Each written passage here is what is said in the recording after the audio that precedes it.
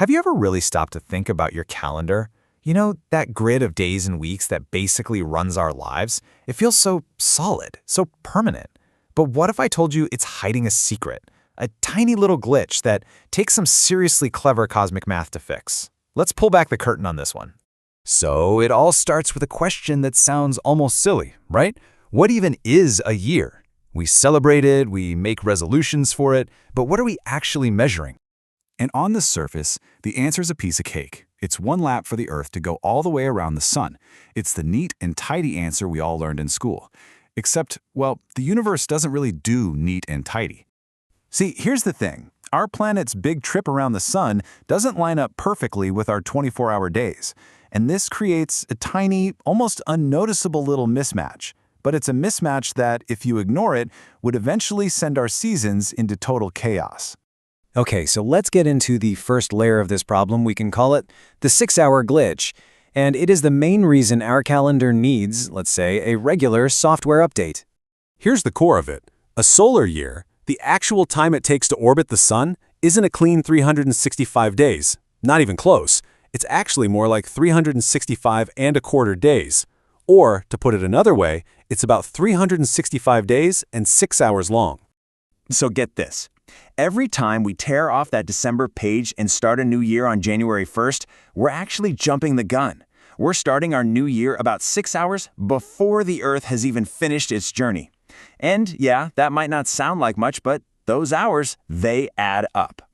Think of it like this. Our calendar is a clock that's running just a little bit fast. So after 1 year, our calendar is 6 hours ahead of where the Earth actually is. After 2 years, it's 12 hours ahead. That's half a day.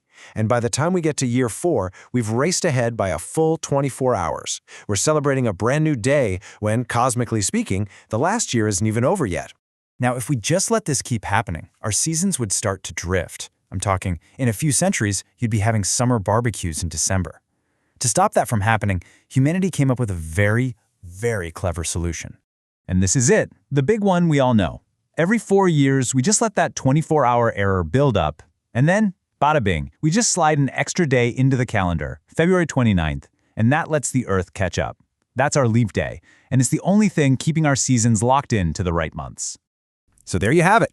It's a simple, pretty elegant solution. We add a day every 4 years, everything gets back in sync.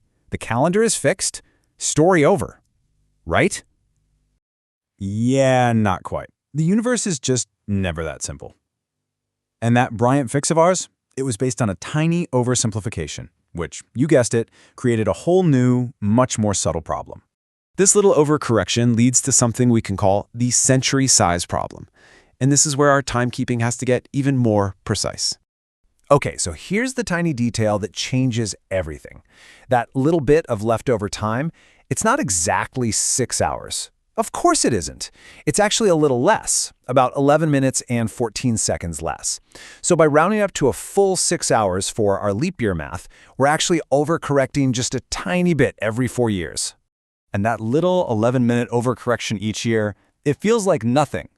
But you let that pile up over 100 years, and suddenly you've added almost a full extra day that shouldn't even exist. So by adding all these leap days, we're actually making our calendar run too slow compared to the sun. So our first brilliant idea created a new, smaller glitch, which means we needed a fix for the fix.